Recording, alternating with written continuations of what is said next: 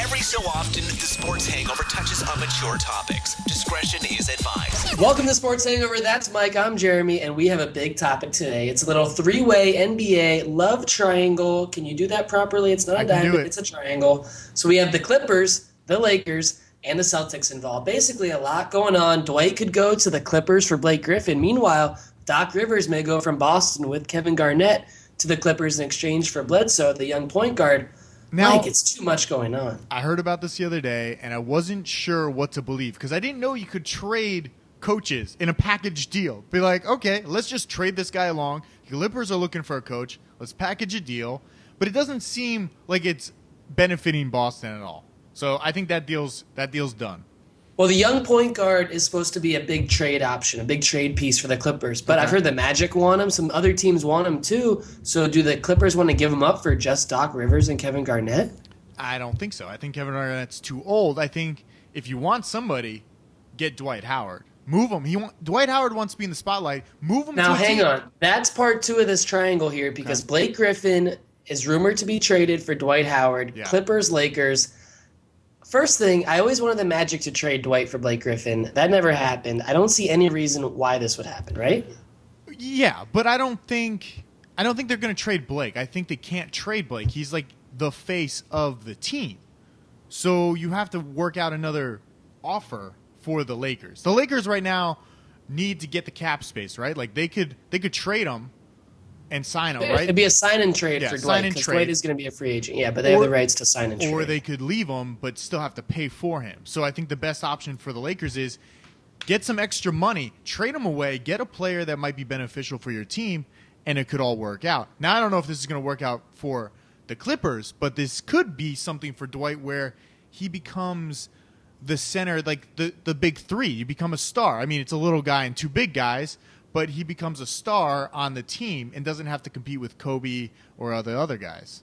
I feel this is completely fabricated because it all started with a report that Dwight Howard was texting with Chris Paul that they wanted to be teammates. So that's great. I've never heard that one before, right? Well, then someone just, I think, made up the thing, let's just trade Dwight Howard for Blake Griffin. That makes no sense for the Clippers, right? Why would the Clippers want to give up Blake Griffin? Like you said, they're face of the franchise, the guy who brings people into that arena, for a guy like Dwight Howard who isn't popular, isn't a fan favorite, gets hurt often, is probably on the downside of his career. It makes no sense. It only works for the Lakers.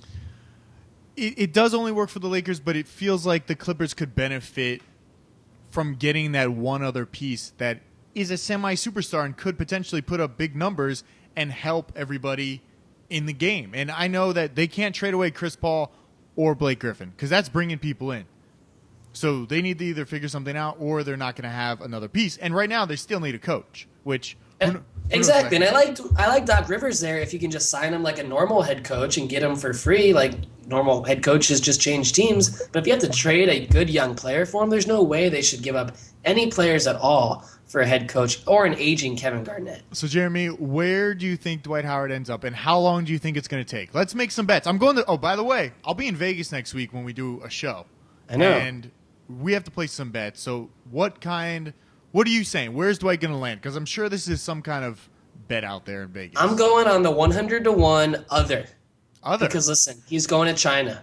No one in America wants him. What are the other options? I think it's just other. At the very bottom, there's always an other. I want the other. I think he's going to play in like Israel or China because no one in America likes him. He failed when he was in the spotlight in LA. He failed when he was not in the spotlight in Orlando. Where else is he going to go? But did he really fail? I feel like he still put up numbers as a superstar.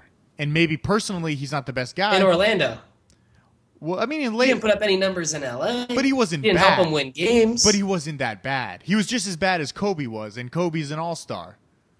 But Dwight's success or failure in LA dictated on the Lakers having a decent season. They had the worst season that I can remember them having. Now, do you think this is a coaching problem? Because they brought in a new coach. I mean, there's a lot of things going on, moving parts on the team. They were bad early in the season before they brought in the new coach, right? I know, but I don't think they had time to mesh. And then when they did mesh, it didn't work out because everybody was getting injured. The whole team is falling apart. They're almost 50 or they're getting old. So they're all old. Nash is probably going to retire. Kobe has the bum ACL now. Yeah. There's no reason for Dwight to stay in LA. I don't think he gets traded for Blake Griffin, so I'll say he's out of LA if that helps you at all. But I think he's just going across the Pacific, just straight across. Straight across New York, maybe, or like no, all the way. Pacific. I know, but I was gonna say like to Asia. No, just to China. I'm telling you, Beijing needs a big center. Yao Ming's not around anymore. They would love Dwight. He can blend in his own little bubble. It's perfect. All right, guys. If you want to comment on anything we talked about here, because Dwight, this is going to be going on. The Dwight Mayer continues this summer. If you want to comment on it, go to our YouTube page, youtube.com/Sports Hangover. Also, we're running a Twitter event. I don't know what to call it. A Twitter giveaway. A sweepstakes. A sweepstakes. We're giving away swag. Whatever we have in our basement somewhere of THA Sports Hangover swag, we're giving away. So just hashtag TSH swag to win anything. So throw us your comments on Twitter. We are there. Jeremy's there all the time, tweeting away. Do you want to update anybody on the U.S. Open, or do we want to? Phil Mickelson choked. He now has 6 second-place finishes and 0 first-place finishes. That is a choker, unfortunately. All right. Well, he's a fan favorite, too. That's it for us. All right. If you want to go molested the rest of the reviews, we'll be back sometime soon. See ya.